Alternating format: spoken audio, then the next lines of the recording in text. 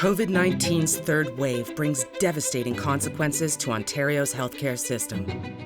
ICUs are over capacity, patients are sicker than ever, and hospitals are at their breaking point. Nurses from other provinces stream in to fill the voids, and the military is, once again, summoned to work on the front lines. The situation leaves nurses and healthcare professionals exhausted and fed up. Post-traumatic stress disorder is on the rise. The Ford government provides a patchwork of pandemic pay and COVID-19 salary scales, but nurses are left behind. Through it all, ONA members stay resilient. We push the Ford government to accelerate second-dose vaccine timelines for healthcare workers.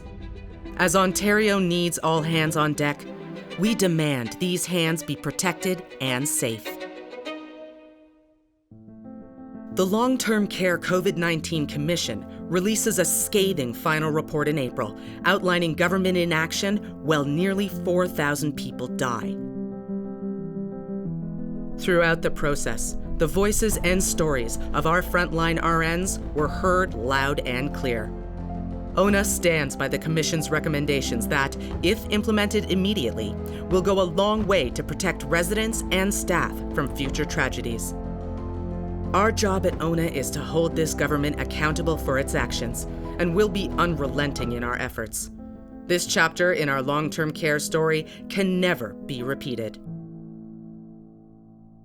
The truth is undeniable. The COVID-19 pandemic has disproportionately and negatively impacted Black and Indigenous communities across Ontario. While equal treatment of people and freedom from any form of workplace racism and harassment are core tenets of our union, we must do better to understand and address these injustices. Our human rights and equity efforts continue to inform and educate.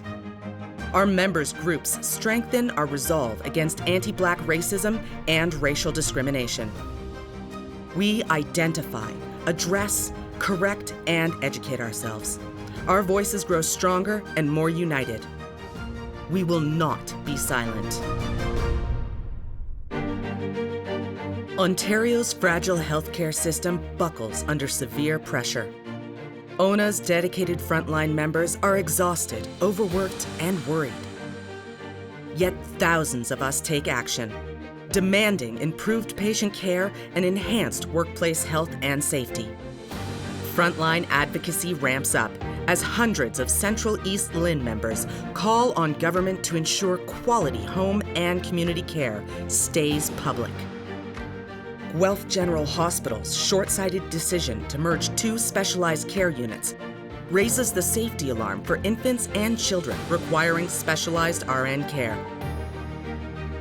Leaders and members from ONA Locals 75 and 34 get loud. They host a successful phone and email zap, demanding the Ford cabinet change their stance on paid sick time, which affects so many Ontario workers. Workplace violence continues to plague our healthcare system. ONA joins the Ontario Federation of Labour for a socially distanced vigil to remember the victims of such acts, and to raise awareness of underlying issues like RN staff shortages. One more nurse is too much. Enough is enough. Dedicated members at Toronto Rehabilitation Institute continue their advocacy against RN layoffs, chronic understaffing, and changes to the model of care. Fights like these continue at hospitals, care facilities, and healthcare workplaces across the province. Despite wave after pandemic wave, ONA members step up, stay proud, and stay strong.